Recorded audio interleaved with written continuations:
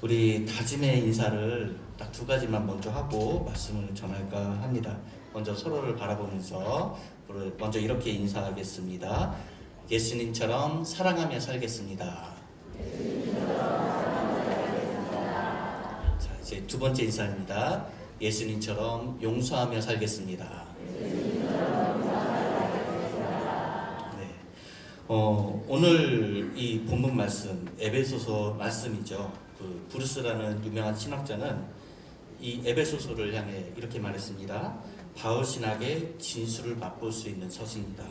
또한 많은 신학자들이 바울 신학의 핵심을 에베소서가 보여주고 있다라고 그 견해를 밝혔습니다. 근데 저를 포함해서 이제 이 에베소서를 대할 때 많은 분들이 겪게 되는 어려움은 뭐냐 하면은 내용이 어렵다라는 것입니다. 그래서 한 번 읽어서는 도저히 모르겠고요. 여러 번 반복해서 읽었을 때 어느 정도 겨우 알까 하는 그런 것이 있습니다. 사실 설교를 준비하면서 제가 하나 마음먹게 된 게 뭐냐면 이제 내일부터 감사 노트도 하겠지만 동시에 당분간 언제까지 갈지는 모르겠지만 매일같이 한번 에베소서를 읽어보자라는 다짐도 또 해보게 됩니다. 그리고 또 에베소서의 핵심되는 주제가 있습니다. 많은 신학 용어 중에 구원론도 있고 여러 가지 신론 이런 신학 분야들이 있는데 에베소서에서 특히 두드러지게 나타난 신학적인 핵심은 뭐냐면 교회론이라는 것입니다. 또한 에베소서는 관계 중심적입니다. 하나님과 나와의 관계를 더욱더 서로 자세하게 알려주고 있고요. 동시에 수직적인 관계만 이야기하지 않습니다. 즉 이 신학용어로 얘기하면 이중화목론인데 하나님과 나와의 화목 그리고 동시에 옆에 있는 지체들과의 화목을 도모하라고 우리에게 가르쳐주는 것이 에베소서입니다. 또 이 에베소서에 나오는 이 교회론을 주목해서 보면 성장 목표가 있어요. 그리고 성장하기 위해 전제되는 것은 뭐냐면 새 사람에 대해서 강조해주고 있습니다. 우리 한번 말씀을 한번 보겠습니다. 우리 4장 24절 말씀입니다. 4장 24절 말씀인데 한번 읽어볼까요? 시작! 하나님을 따라 의와 진리의 거룩함으로 지으심을 받은 새 사람을 입으라. 네, 새 사람이라고 하니까 그러면 그 전에는 어떤 사람이었다라는 것입니까? 바로 옛사람이 있죠. 그 옛사람에서 벗어나서 이제 새 사람을 입으라라고 강권하고 있고 사실상 우리는 새 사람을 입고 있는 상태인데요. 이 새 사람이 됨으로써 이제 거기서 끝나는 것은 아니라 더더욱 자라가야 된다라는 거예요. 그래서 자라가야 되고 그 최종 성장 목표는 즉 개인뿐만이 아니라 교회의 성장 목표가 되는데 그것은 곧 예수 그리스도이십니다. 그래서 예수 그리스도에게까지 자라가는 우리가 되어야 함을 에베소서는 가르쳐주고 있습니다. 우리 몇몇 구절들도 본문 외에 몇몇 구절들도 한번 살펴보면서 말씀을 나눴으면 좋겠습니다. 먼저 에베소서 1장 4, 5절 말씀 한번 봤으면 좋겠습니다. 에베소서 1장 4절과 5절 우리 찾았으면 다 같이 한번 읽어봤으면 좋겠습니다. 시작! 곧 창세전에 그리스도 안에서 우리를 택하사 우리로 사랑 안에서 그 앞에 거룩하고 흠이 없게 하시려고 그 기쁘신 뜻대로 우리를 예정하사 예수 그리스도로 말미암아 자기의 아들들이 되게 하셨으니 아멘. 우리가 하나님을 믿게 되고 그리스도를 통해 구원을 얻게 된 것은 무엇이냐?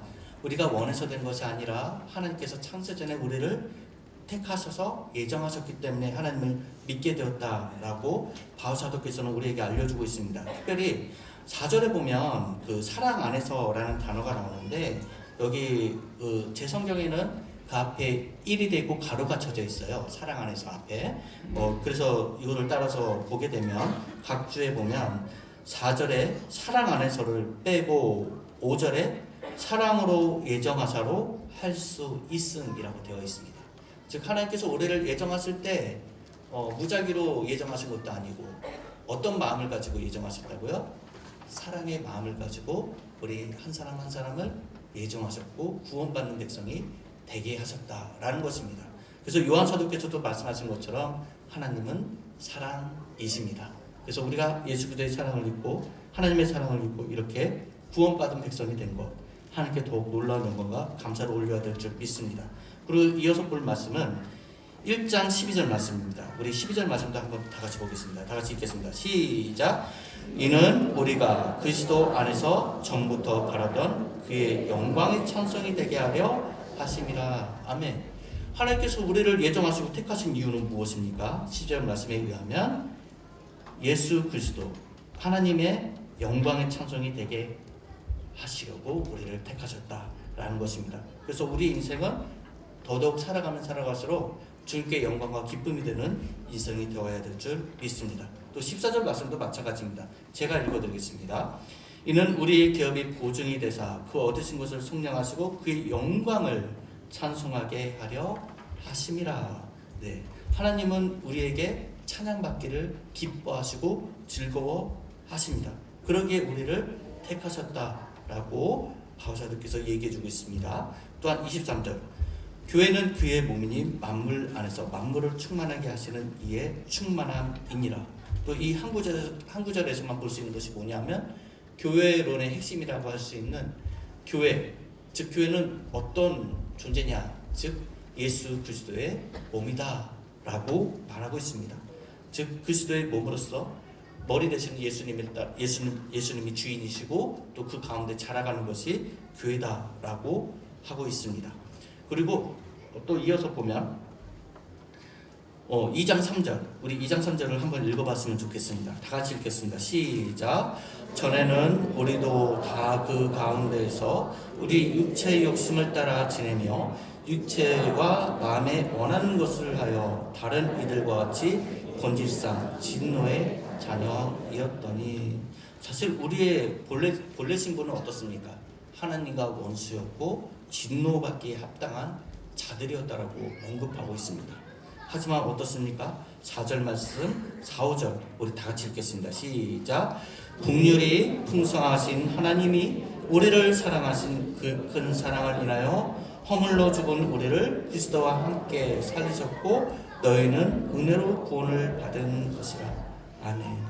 긍휼이 풍성하신 하나님께서 우리를 사랑해 주셨대요. 우리를 사랑하사 그 큰 사랑을 인해서 허물로 이미 죽었던 우리를 그리스도와 함께 살리셔서 구원해 주셨다라고 증언하고 있습니다.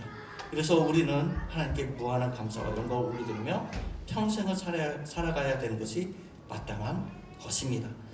2장 18, 19절입니다. 우리 2장 18, 19절도 우리 한번 읽어보도록 하겠습니다. 읽겠습니다. 시작.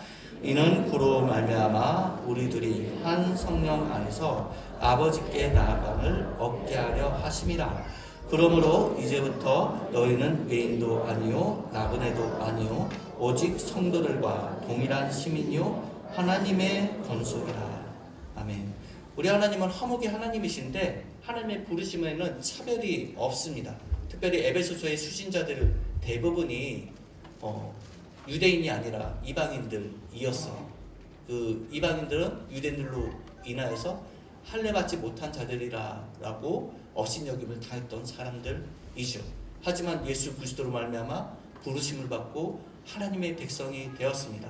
그로 인해서 믿지 않았던 이방인들 입장에서는 하나님과 원수였지만 이제는 그리스도로 인하여 하나님과 화목을 이루게 되었고 이제 더 나아가서는 누구와 화목을 이루게 되었습니까? 여기 18절에 보면 우리 둘이라고 했을 때 이 둘은 이방인과 유대인을 말합니다.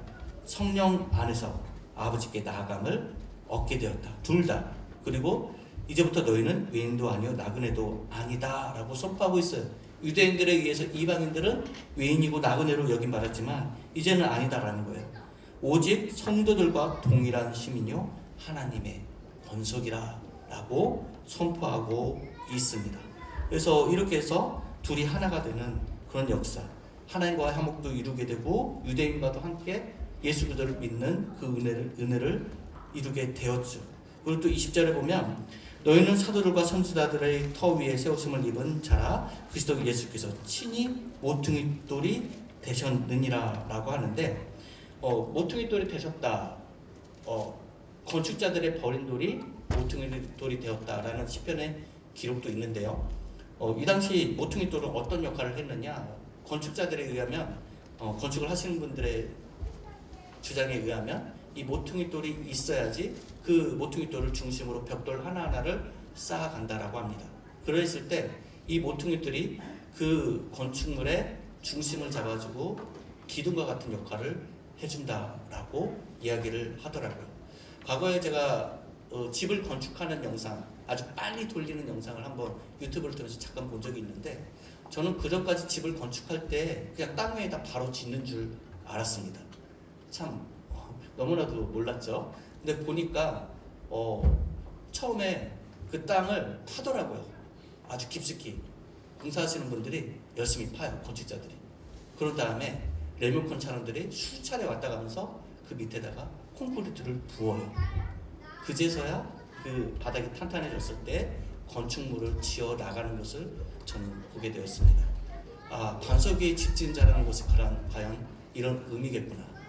하나님의 말씀을 듣고 행하는 사람이 반석 위에 집 지은 자와 같은데, 하나님의 말씀을 듣고 행하는 자는 어떤 시련과 고난, 유혹이 와도 그 시험을 이겨낼 만한 그런 능력을 갖추게 된다라는 거죠. 반면에 말씀을 듣고 행하지 않는 자는 모래 위에 집 지은 자와 같다라고 그랬어요. 즉 기초가 없는 거예요.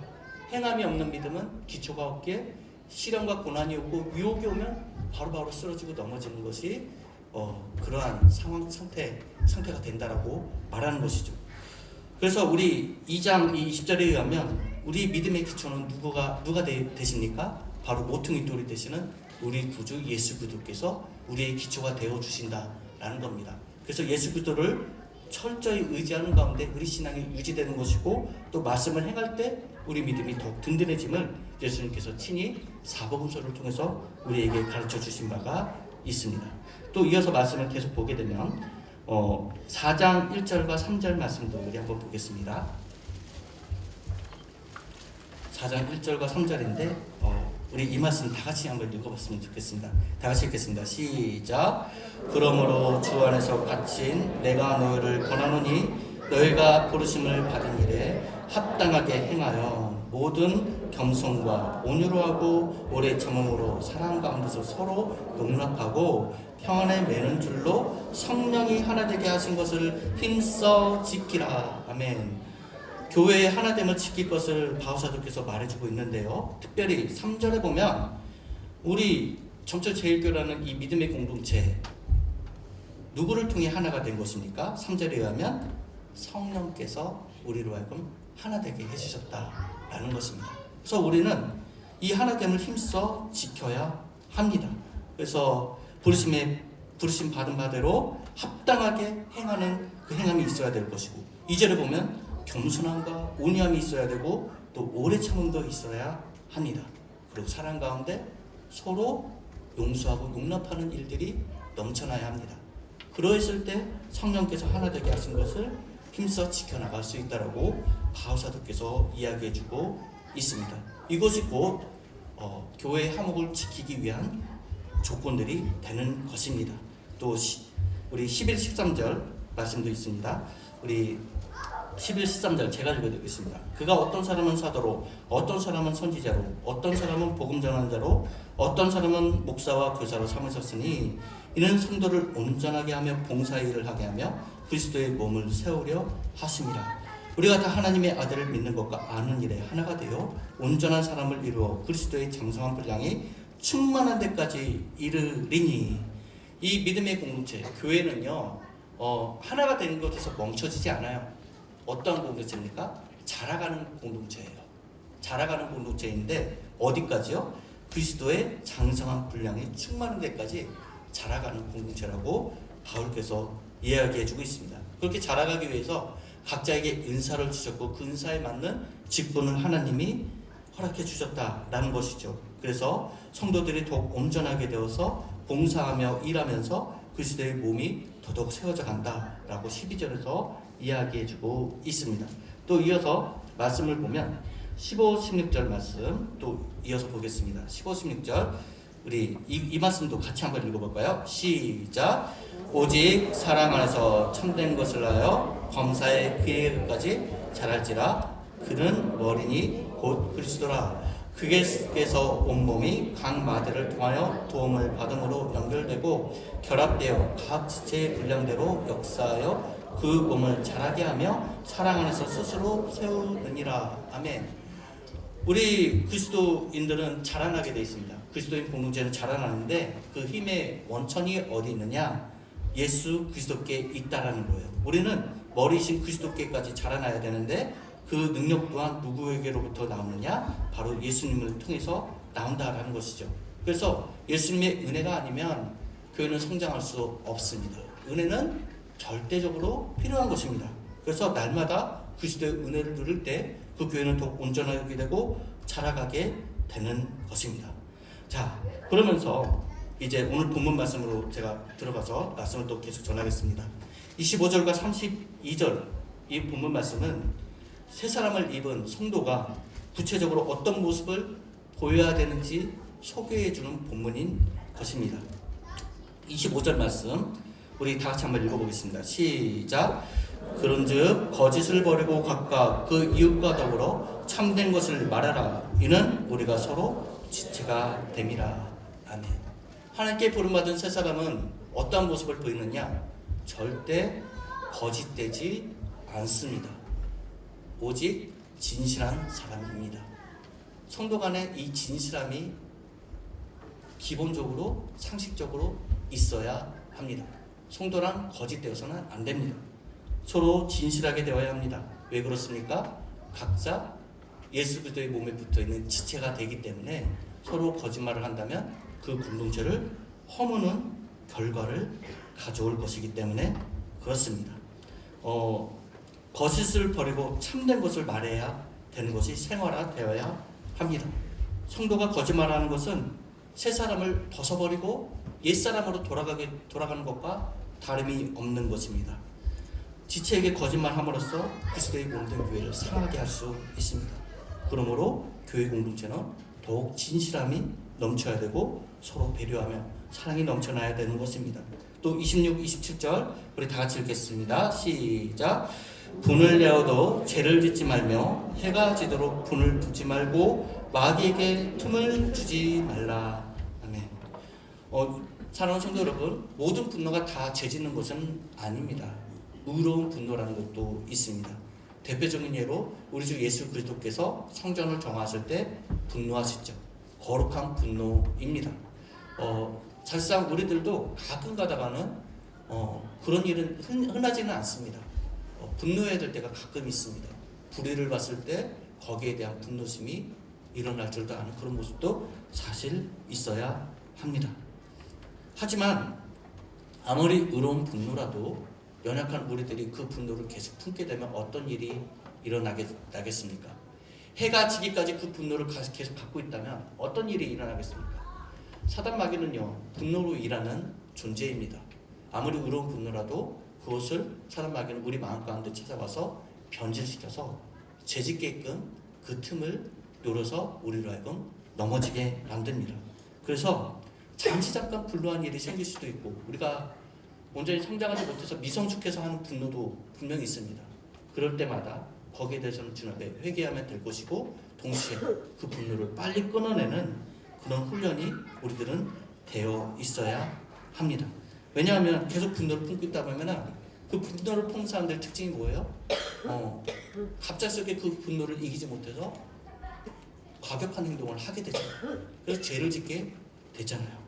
그래서 우리는 이 분노를 빨리 끊어내고 특히 관계에 있어서도 그렇습니다. 어떤 미운 사람이 있고 내가 그 사람을 향한 분노가 있을 때 그 분노를 속히 그리스도의 은혜로 빨리 해소해야 합니다. 그 영혼을 용서해야 되는 이유가 뭐냐면 나 자신을 위한 것이기도 합니다. 만약 그 지체를 내가 용서하지 못하고 계속 분노를 품고 미워하고 있다면 언젠간 나 자신도 그 분노로 인해 내 영혼이 상하는 것이고 나중에는 그 지체에게도 정말 죄짓게 되는 또 다른 죄를 안 갚음으로써 하게 되는 그런 우를 범하고 말게 되는 것입니다.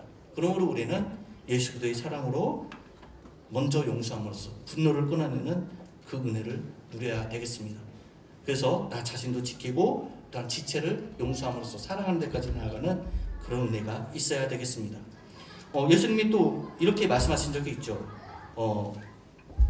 분노가 죄로 변질되지 않도록 주의해야 되는데 예수님은 형제에게 노하는 자마다 심판을 받는다라고 했습니다. 그래서 이 말씀을 우리가 또 기억하면서 관계적인 측면에 있어서도 잠깐 화날 수도 있겠지만 속히 그리스도의 은혜로 그리스도의 사랑으로 용서함으로써 분노를 끊어내는 은혜가 있기를 소망합니다. 4장 28절 우리 또 다 같이 한번 읽어보겠습니다. 시작. 무릇 더러운 말은 너희 입 밖에도 내지 말고 오직 덕을 세우는데 소용되는 대로 선한 말을 하여 듣는 자들에게 은혜를 끼치게 하라. 죄송합니다. 제가 잘못 읽었습니다. 28절인데 29절을 읽었습니다. 다시 한번 읽겠습니다. 28절 시작. 도둑질하는 자는 다시 도둑질하지 말고 돌이켜 가난한 자에게 구제할 수 있도록 자기 손으로 수고하여 선한 일을 하라. 아멘. 세 사람의 또 다른 특징은 뭐냐면 도둑질을 했던 옛사람을 벗어버린 사람으로서 이제는 게으르지 않고 부지런하여 열심히 일하는 사람이고 또 주변 사람들을 돌아보는 사람입니다. 또 자기 일한 것으로 구제할 줄 아는 사람이 새 사람을 입은 사람다운 모습이라고 바울께서 얘기하고 있습니다. 일하기 싫어하거든 먹지도 말게 하라. 이것이 새 사람의 윤리입니다. 그리고 새 사람은 결코 게으르지 않고 열심을 내고 부지런한 사람이라는 것을 우리는 또한 기억해야 되겠습니다. 우리 이어서 29절 또 읽겠습니다. 시작. 무릇 더러운 말은 너희 입 밖에도 내지 말고 오직 덕을 세우는데 소용되는 대로 선한 말을 하여 듣는 자들에게 은혜를 끼치게 하라. 아멘. 세 사람의 특징이 뭐냐면은 더러운 말을 입 밖에 내지 않는 사람이에요. 또 덕을 세우는 말을 하는 사람입니다. 덕담을 잘하는 사람입니다. 그리고 선한 말을 하는 사람, 또 듣는 그 세 사람을 입은 사람의 말을 듣는 모든 자들이 은혜를 받게 되는 일이 일어나는 그런 사람, 그것이 세 사람의 특징이라고 이야기하고 있습니다. 세 사람의 언어 습관은 정말 세상 사람과 구별되어야 합니다. 옛사람은 죄인의 마음을 가졌으므로 저주와 악독이 가득하고 비방이 가득합니다. 반면 세 사람은 주의 인도하시는 대로 선한 말을 하는 사람입니다. 덕을 세움으로써 다른 사람들에게 은혜를 끼칠 줄 아는 사람이 세 사람의 특징이 된다라는 것입니다. 고로 우리의 언어 습관도 우리가 잘 돌아보고 점검해서 더욱 덕을 끼치는 말을 하고 또 우리가 하는 말들을 통해 많은 사람들이 하나님을 알아가는 역사가 일어나기를 소망합니다. 또 이어서 30절 말씀 우리 다 같이 또 읽겠습니다. 시작. 하나님의 성령을 근심하게 하지 말라. 그 안에서 너희가 구원의 날까지 인치심을 받았느니라. 아멘. 우리는 구원받은 자로서 인치심을 받았습니다. 근데 하나님께 구원받은 자가 새 사람을 입었다고 하는 자가 진실되지 못하고 거짓말하고 도둑질하고 또 저주하는 말을 했을 때 그것은 곧 누구의 마음을 아프게 하는 것입니까? 우리 안에 내주하시는 성령님의 마음을 아프게 하는 것이다라고 바울께서 밝히 말하고 있습니다. 그래서 우리는 우리 안에 계시는 성령을 근심케 하지 않도록 매일같이 우리 삶을 점검하고 우리의 모든 행동을 잘 돌아볼 줄 아는 그런 우리 모습이 다 되었으면 좋겠습니다. 31, 32절 말씀도 한번 읽어볼까요? 우리 다 같이 31, 32 읽겠습니다. 시작. 너희는 모든 악독과 노함과 분냉과 떠드는 것과 비방하는 것을 모든 악의와 함께 버리고 서로 친절하게 하며 불쌍히 여기며 서로 용서하기를 하나님이 그리스도 안에서 너희를 용서하신 같이 하라. 아멘. 31절의 내용은 옛사람의 모습을 그대로 얘기해주고 있죠. 즉 어찌 보면 29절의 말씀을 더 확대해서 말해주는 것 같습니다. 모든 악독, 노함, 분내는 거 그전에 했던 말들을 더 한 번 더 상기시켜서 이야기해주고 있죠. 떠드는 거, 비방하는 거 모든 악에 함께 버리라. 옛사람의 습관이라는 것이에요. 그리고 새사람의 온전한 모습은 무엇입니까? 32절 말씀대로 서로 친절하게 하며 옛날 개역 성경은 아마 인자하게 하며 라고 되어 있을 것입니다. 친절하게 하며 불쌍히 여기며 서로 용서하기를 하나님이 그리스도 안에서 너희를 용서하신과 같이 하라 라고 세 사람의 주요 특징을 말해주고 있습니다. 서로 친절해야 합니다. 서로를 반갑게 반기며 또 친절하게 대하는 그런 우리의 모습이 있어야 되겠습니다. 또 불쌍히 여기는 마음, 우리 주 예수께서 긍휼이 넘치시는 분이었습니다. 예수님을 닮은 세 사람이라면 불쌍히 여기고 긍휼히 여기는 마음이 가득 넘쳐날 것입니다. 또 우리가 용서할 때 이 용서의 개념이 세상적인 개념이 아닙니다. 우리가 용서할 때 그 용서의 개념은 무엇입니까? 우리가 예수 그리스도께 용서받은 것처럼 그 지체를 용서해야 된다고 가르쳐주고 있습니다. 이것은 세상적인 용서가 아닙니다. 예수님께서 어떻게 우리를 용서하셨습니까? 자기를 희생하면서까지 우리를 용서하셨습니다. 그러므로 우리 믿음의 공동체 안에서는 서로가 용서를 하되 그리스도의 사랑을 가지고 자기를 희생할 줄 알기까지 용서하는 그런 모습을 갖추는 우리가 되어야 되겠습니다.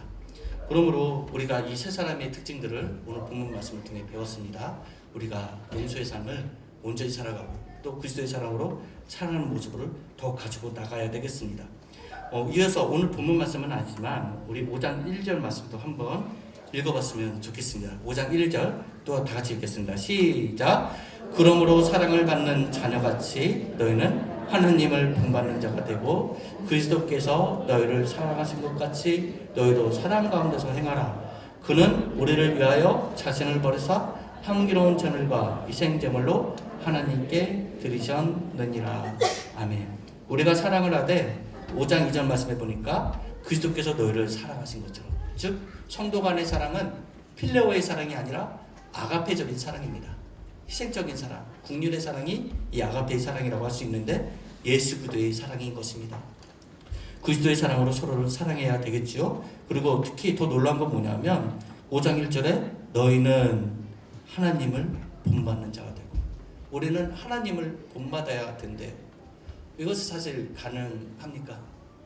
너무 부담스러운 말씀이죠. 근데 바울사도께서 이 오늘 말씀을 통해 이 5장 1절 말씀을 통해 우리에게 원하는 것, 하나님의 거룩하심처럼 우리도 거룩해야 되고 하나님의 마음을 담아 살아야 된다고 얘기합니다. 빌립보서 2장 5절 말씀에 무엇이라고 되어 있습니까? 너의 마음에 그리스도의 마음을 품으라 라고 하지 않습니까? 그리스도의 마음을 품고 하나님에게까지, 하나님을 닮은 사람으로서 평생을 살아가는 우리의 모습이 되어야 된다고 말해주고 있습니다. 그리스도의 마음을 품는 자, 그리스도의 사랑을 가지고 그 사랑에서 행하는 자가 하나님을 기쁘시게 하고 또 새 삶으로서의 온전한 모습이 된다는 것을 우리가 잊지 않았으면 좋겠습니다. 과거에 어떤 TV 광고를 봤던 것이 기억이 납니다. 어떤 여행 관련 업체의 TV 광고였는데 어떤 건달이라고 하죠. 세상말로 좀 싸움 잘하는 어떤 분께서 차를 타고 가다가 창문을 활짝 열고 조수석에서 옆에 차를 향해서 막 손가락으로도 욕설을 내뱉고 실제 입으로도 엄청난 욕설을 내뿜는 그 모습을 보여줍니다. 물론 음성은 안 들리는데 그렇게 보여줘요. 그렇게 보여주고 또 얼마 지나지 않자 그래서 옆 상대편 차량이 운전석 창문을 내렸어요. 내리고 나서 이 싸움 잘하는 건달분이 멈칫했어요. 멈칫하고 깜짝 놀라면서 하는 말이 매형 이러는 거예요. 그 옆 차량이 이제 매형차였던 거죠. 그리고 나서 뒤이어서 뒤에 창문이 열립니다. 찡 내리더니 장인 장모님이 째려보고 계신 거예요. 평소에는 그렇게 건달처럼 살다가 이제 그렇게 우연치 않게 자기 차에다 뭐 양보를 안 해줬다고 그렇게 막 욕설을 막 넣고 했는데 알고 보니 자기 장인 장모님과 그 매형이 있고 그래서 난처한 일을 당한 그런 TV 광고가 생각납니다. 제가 이 이야기를 하는 것은 뭐냐면 우리가 어디에 있든지 간에 성도로서 바른 모습, 조직성 있는 삶을 살아야 된다는 것을 말씀해주고 싶어서입니다. 얼마 전에 제가 오랫동안 아끼던 그 무선 키보드가 있었습니다. 그래서 그거를 어차피 새 것도 어떻게 해서 장만하게 됐으니까 이제 팔자 해서 당근에 내놨습니다. 당근에 내놓고 얼마 지나지 않아서 메시지가 왔어요. 구매하고 싶다고. 그래서 아 그렇군요. 네 알겠습니다. 그러면 롯데리아 앞에서 봅시다 하고 약속을 잡았죠. 그리고 나서 나갔습니다. 나가서 제 키보드를 들고 전해주고 전 돈을 받았어요. 계좌 입금을 받았는데 근데 그분이 한참 저를 많이 쳐다보시면서 하는 말이 뭐냐면 점천제일교회 부목사님 아니세요? 라고 물어보는 거예요. 전 순간 깜짝 놀랐습니다. 누구세요? 라고 물어봤죠. 그랬더니 그분이 하시는 말씀이 저요 시민교회 부목사입니다. 그래서 지나가면서 저를 봤다는 거예요. 그래가지고 깜짝 놀래가지고 듣는 거를 할 때도 조심해야겠다. 야 점천 이 문경이라는 곳이 참으로 좁고 좁은 곳이구나. 다른 사람들 길 지나갈 때 다른 사람들이 날 모를 거라고 난 생각을 했는데 누군가는 나를 알아보겠구나. 점천제일교회 부목사라고 알아볼 수 있겠구나 라는 생각을 했습니다. 그래서 교회에서만 목회자로 살 거야 아니라 평상시 생활할 때에도 목사로서의 정체성, 더더군다나 더 나아가서 성도로서의 정체성을 더욱더 가지고 살아야 되겠다. 누군가 날 지켜본다. 그리고 가장 항상 날 지켜보는 분은 누구십니까? 우리 주 하나님. 하나님이 늘 지켜보세요. 그래서 우리 성도로서의 바른 삶을 늘 살아야 됩니다. 또 하나 중요한 건 우리는 이렇게 삶을 살아갈 때 가끔가다 넘어지고 부족한 모습 보일 수 있어요. 새 사람답지 못한 새 사람이 아닌 옛 사람의 모습을 보일 때가 분명히 있죠. 그럴 때 우리는 어떻게 해야 됩니까? 긍휼의 풍성하신 하나님께 회개하며 주님께 무릎 꿇어야 될 것입니다. 그리고 사실 우리 개인도 그래요. 우리 각 개인을 바라봤을 때 나는 아직 성장 중에 있다라는 그 생각을 늘 잊지 않았으면 좋겠습니다. 강단에서 설교하고 있는 저도 마찬가지입니다. 지금도 성장 중에 있습니다. 전 하나님을 도무지 모르겠습니다. 구원해 주신 것도 너무 감사한데 왜 저와 같은 자를 이렇게 강단에 세우시는지 제가 만약 하나님이라면 저를 이렇게 사역자로 뽑지는 않았을 것 같아요. 근데 저 같은 사람을 뽑으셔가지고 과거를 생각해보면 특히 전도사 시절을 생각해보면 너무나도 부끄러운 일이 너무 많거든요. 저로 인해서 상처받은 성도분들이 사실 좀 있어요. 사실 지금도 너무 부끄럽고 그래요. 그래서 가끔 혹여나 우연치 않게 나중에 서울 가서 지나가다가 만나게 되면 정말 사과하고 싶어요. 내가 그때 왜 그랬지? 너무 후회가 막심이야. 근데도 지금까지도 하나님이 사역을 하도록 이렇게 이끄신 거 보니까 여러 가지 일들을 겪게 하시면서 나를 지금 성장케 하시는구나. 솔직히 지금도 마찬가지입니다. 부끄러운 게 너무 많이 있습니다. 너무 많고 고쳐질 게 너무 많습니다. 인격적으로 못난 게 너무 많아요. 성격도 급하죠. 그리고 솔직히 화를 잘 내는 스타일입니다. 그래서 특별히 오늘 본문 말씀 준비하면서 4장 32절 말씀이 이 말씀을 하나님이 저에게 하신 말씀으로 더더욱 받아들이면서 준비했습니다. 우리 32절 말씀 우리 다 같이 한번 또 읽어볼까요? 시작. 서로 친절하게 하며 불쌍히 여기며 서로 용서하기를 하나님이 그리스도 안에서 너희를 용서하신 것 같이 하라. 아멘. 서로 친절해야 된대요. 나 더 친절한 사람이 되도록 노력하자. 내 못난 부분이 지금도 많이 있지만 하나님이 더 성장시켜 줄 줄 믿고 더욱더 신경 써서 나 자신을 돌아보고 친절하도록 힘쓰자. 이 마음을 또 갖게 됐어요. 그리고 더 불쌍히 여기는 마음을 갖자. 그리고 용서하기를 힘쓰는 그런 하나님의 자녀가 되자. 이런 다짐을 제가 해보게 됩니다. 사랑하는 성도 여러분, 오늘 설교 제목이 친절과 긍휼과 용서가 넘치기까지라고 제가 제목을 지었습니다. 우리는 넘치기까지 성장해야 합니다. 저만큼 못난 분은 없습니다. 하지만 저만큼 못나지는 않았지만 그래도 저처럼 부족한 부분들이 있는 분들이 계시다면 이 말씀을 통해서 더욱 주 앞에 성장하기를 다짐합니다. 무엇보다도 우리가 성장하려면 그리스도의 은혜가 필요합니다. 항상 은혜를 누려야 합니다. 그 은혜는 어디서 누리는지 아십니까? 예배를 통해 누리는 것이고 특별히 말씀을 묵상하고 읽을 때 누리는 것입니다. 우리는 날마다 말씀을 묵상을 통해 은혜를 누려야 되고 자기 자신을 늘 깨우쳐야 합니다. 그러지 않으면 우리 스스로 자연스럽게 부패하고 또 타락할 때가 얼마나 많이 있습니까? 우리는 그래서 날마다 말씀의 은혜를 누리면서 그리스도의 장성한 분량까지 자라가시는 우리 모든 성도분들 되시기를 축복합니다.